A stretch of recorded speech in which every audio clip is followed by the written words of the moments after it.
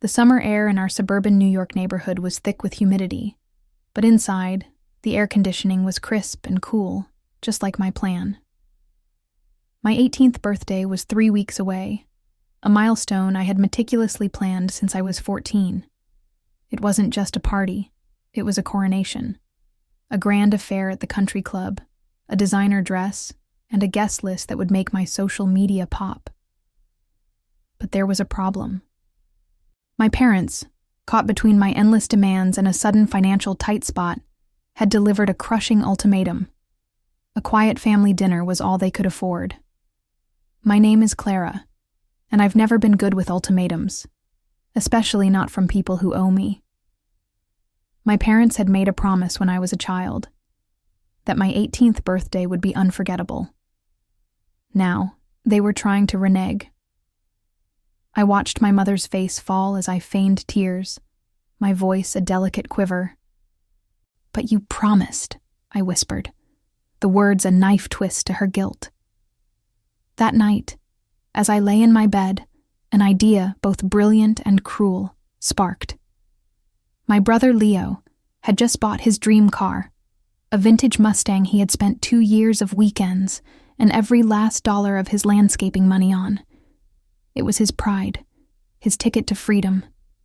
He polished it daily, and I could hear the garage door creak open and shut every time he took it out, a sound that grated on my nerves.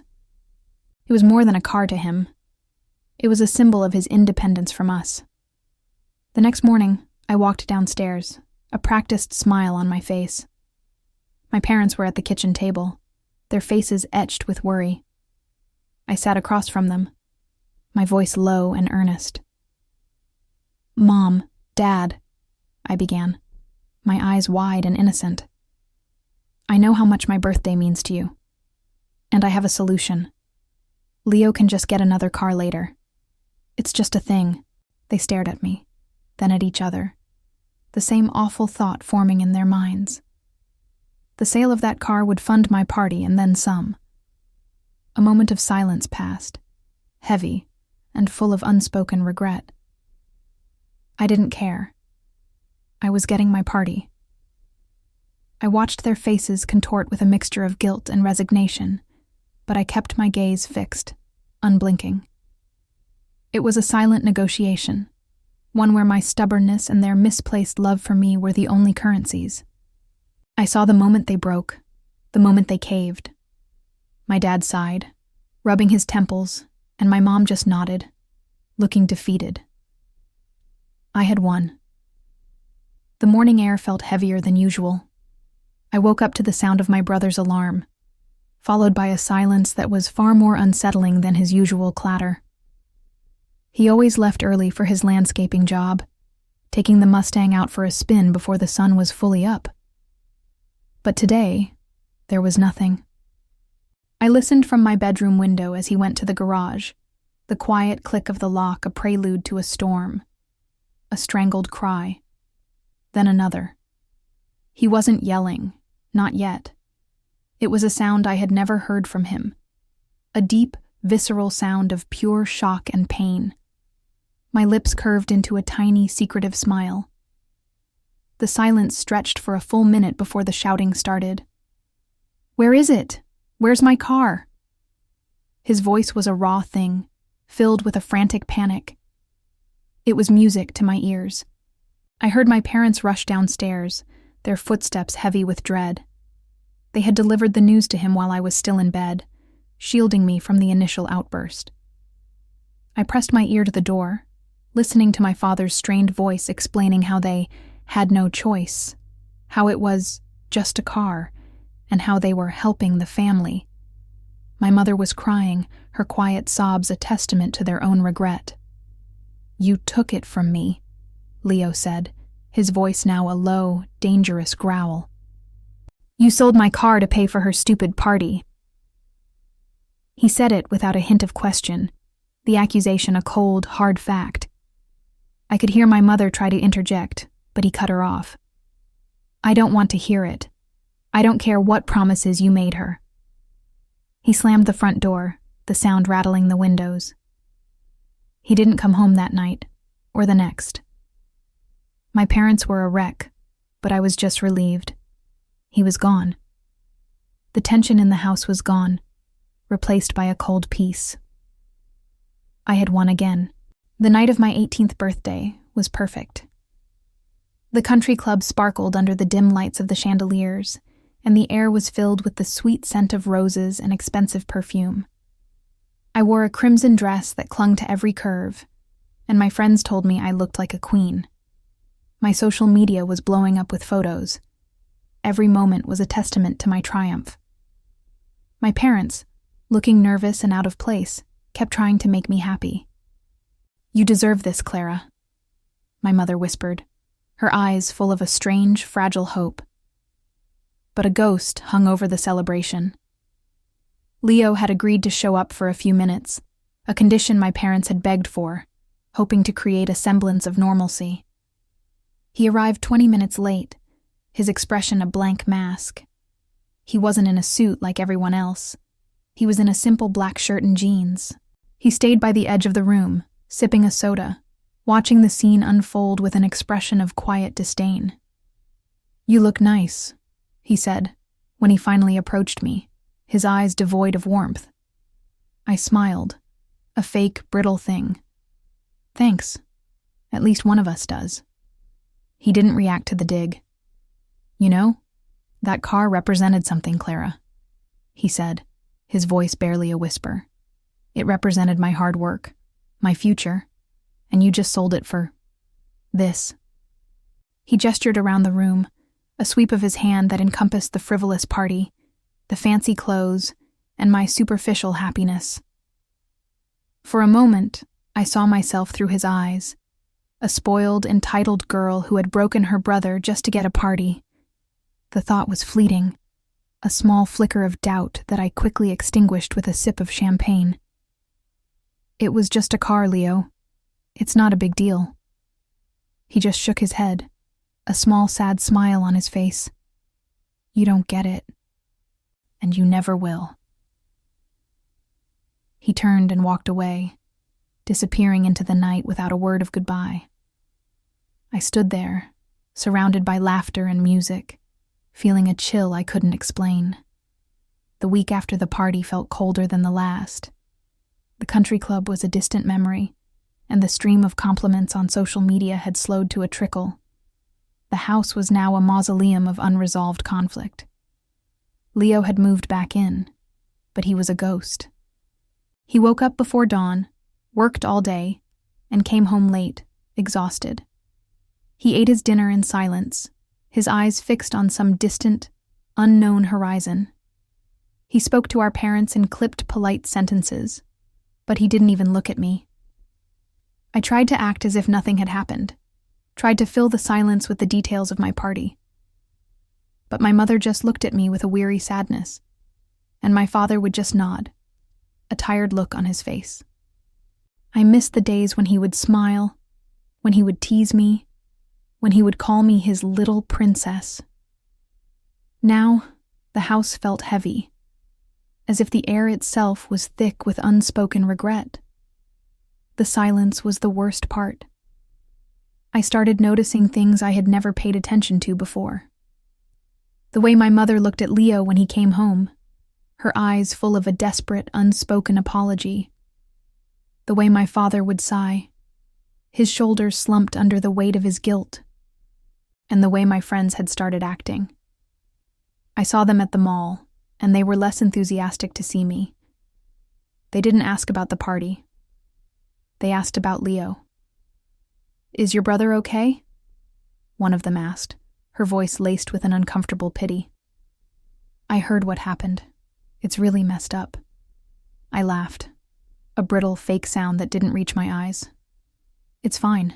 He's just being dramatic." But even as I said it, I knew it wasn't true. My victory felt hollow. I had the party, but I had lost everything else. The laughter I had expected to feel was gone, replaced by a dull, aching emptiness. I hope you're enjoying the story so far. There's a lot more to come, so make sure to subscribe so you don't miss the next chapters. The golden glow of my 18th birthday faded into a dull gray reality. I started failing my classes, a consequence of my complete lack of focus since the party.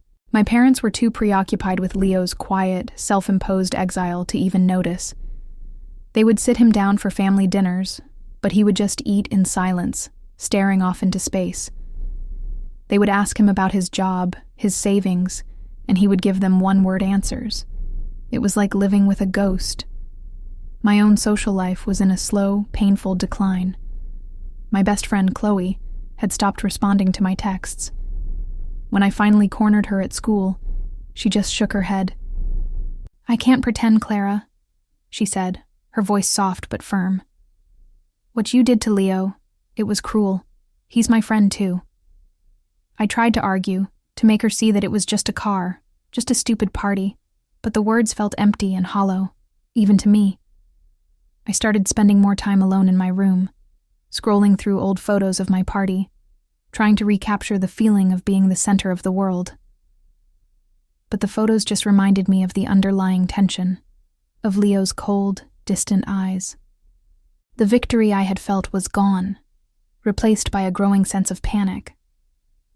I had done all of this for attention, for a feeling of power, and now I had less of both than I had before. I started to see a different side of my parents, too. My father, who had always indulged me, now looked at me with a pained expression, as if he was seeing a stranger. My mother would try to hug me, to comfort me, but her embrace felt like a cage, a desperate attempt to fix something that was irreparably broken. The house was now just a collection of strangers, bound by a shared secret and a growing resentment. And I, the queen of this empty kingdom, was the most miserable of them all.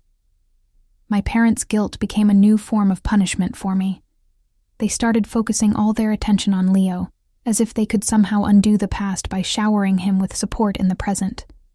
They bought him new tools for his landscaping business, gave him extra money for gas, and even started cooking his favorite meals. He accepted it all with a quiet, polite indifference, as if he was a stranger accepting a gift from a well-meaning but clueless acquaintance. I would sit at the dinner table, watching them, feeling a bitter resentment building inside me. They were acting like I was the one who had wronged them, like I was the one who needed to be punished. I tried to talk to my mom, to complain about my crumbling social life and my failing grades, but she just looked at me with a tired sigh. "You have to fix this, Clara. You have to earn their trust back. And your brothers." Her words felt like a slap in the face. I had done all of this to protect them, to protect our family's image, and now I was the one being blamed. My world was shrinking, and my sense of control was gone. I no longer had the power to manipulate my parents, to convince them to do what I wanted. They were too busy trying to make amends with Leo. The silence he had created was more powerful than any argument I could have made. He had won. Not with words, not with a fight, but with a quiet, devastating passivity that had completely dismantled our family. The house was now a monument to my mistakes, and I was trapped inside, alone with my regret. It was a Saturday morning, the kind of day that was meant for sunshine and happiness. I was in the kitchen, scrolling through my phone, trying to find some semblance of a social life when I heard it. A low, powerful rumble from the driveway. It wasn't the sound of a minivan or my father's sedan. It was the sound of an engine, a deep, throaty purr that made my heart drop. I walked to the window, my feet moving as if in a dream, and looked outside. There it was, a brand new Ford Mustang, sleek and silver, parked right in our driveway. Leo was standing beside it, a faint, genuine smile on his face. He was talking to my father, who was shaking his hand with a proud, almost tearful expression. My mother was standing beside him, her hand over her mouth, her eyes shining with unshed tears. "He did it," I heard my father say, his voice thick with pride. "He bought it all by himself. He saved every penny." My mother just nodded, a genuine, happy smile on her face.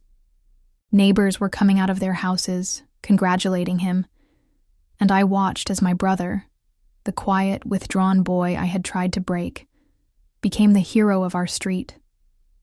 He wasn't just a boy anymore. He was a man. He had done it without any of us, without our help, without our money. He had done it all on his own. The victory I had so desperately craved felt like ash in my mouth. I had thought that by selling his car, I would break him, that I would teach him a lesson about who was in control, but I hadn't. I had just made him stronger. He had taken my cruelty and used it as fuel. He had built something beautiful out of my destruction, and I had nothing to show for it but a handful of fading memories and a hollow feeling in my gut. I hope you're enjoying this story so far. There's a lot more to come, so make sure to subscribe so you don't miss the next chapters. The sight of the new Mustang sitting in our driveway was more than I could bear. The silver gleam seemed to mock me, a constant reminder of my failure. I spent the next few days in a fog of resentment, my anger a low hum that grew louder with every passing hour. Finally, one evening, I couldn't take it anymore. I cornered Leo in the living room, where he was quietly watching TV. "You're enjoying this, aren't you?" I said, my voice shaking with a fury I couldn't contain. "You're enjoying watching me lose everything, my friends, my parents, my life." He just looked at me, his eyes calm and unwavering. "No, Clara," he said, his voice flat and emotionless. "I'm not. I'm just living my life." My fury erupted. "You're a hypocrite. You're acting like you're the victim, but you're just as manipulative as I am. You're trying to make me look bad in front of everyone." He stood up, his gaze now level with mine. "I'm not doing anything, Clara. You did this to yourself. You sold my car not because you needed a party, but because you wanted to show me who was in control. You saw my happiness and my independence and you couldn't stand it. You had to destroy it, and you did." The words hit me like a physical blow. He wasn't yelling, he wasn't angry. He was just stating the facts, and that made it so much worse. "And now you're alone because your actions have consequences. Your friends don't want to be around someone who is so cruel. Your parents are tired of your manipulation. You have no one to blame but yourself." He walked away, leaving me standing alone in the middle of the room, the silence deafening. The truth of his words hung in the air, a cold, painful realization that I couldn't ignore. I had lost, and I had lost to myself. The days that followed were a blur of self-reflection and bitter loneliness. My parents had stopped trying to fix things, accepting the cold reality of our fractured family. They spoke to me. They were kind, but their eyes held a wary distance. They saw me, but they didn't really see me. I was no longer their little princess, just a person they had to share a house with. My social life was non-existent. My phone, once a constant source of buzzing notifications, was now silent. I would look at Leo from across the room and see a stranger. He had built a life for himself that was separate from ours, a life that was clean, honest, and built on hard work. And I was left with the emptiness I had created. I started to think about what had happened, really think about it. It wasn't about the party. It wasn't about the car. It was about me. It was about my need for control, my desperate desire to be the center of attention, no matter the cost. I had manipulated my parents, hurt my brother, and lost the respect of my friends, all for a few hours of superficial happiness. The victory I had celebrated was a hollow thing, a mirage in the desert. And now, I was stranded in that desert, with nothing but the dust of my mistakes to keep me company. I finally understood the look in Leo's eyes on the night of my party. He hadn't been angry. He had been sad. Sad for me. Sad for what I had become. The realization hit me like a ton of bricks. I had laughed at his pain, thinking it was a sign of my power. But the joke was on me. I had lost the most important thing of all. My family. The house was quiet. A familiar silence that no longer felt cold. It felt empty. I was sitting in my room one night, the moonlight streaming through my window, when I finally made a decision.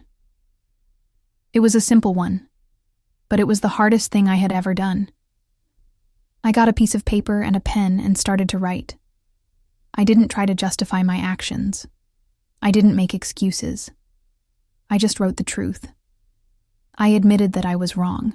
I wrote about my own selfishness, my need for control, and the deep, aching loneliness that had led me to hurt my brother. I apologized for selling his car, for laughing at his pain, for trying to destroy something he loved. I didn't ask for his forgiveness. I knew I hadn't earned it. I just wanted him to know that I was sorry.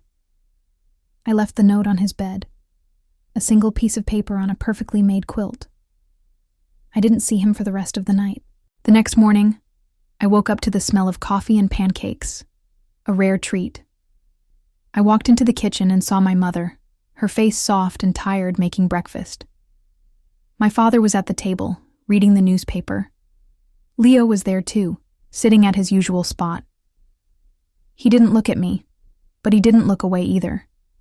The tension was still there, a low hum of unresolved pain. But it was different now. It wasn't cold. It felt like the air after a thunderstorm, heavy and still, but with the promise of a clear day to come. Leo didn't say anything, but as I sat down at the table, he pushed the plate of pancakes toward me.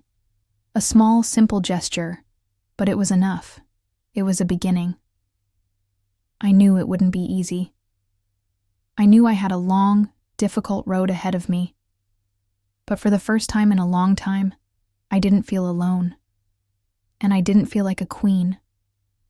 I just felt like a sister. And that was enough. Thank you for watching. If you want to see more stories like this, make sure to like this video and subscribe to our channel. Your support means the world to us.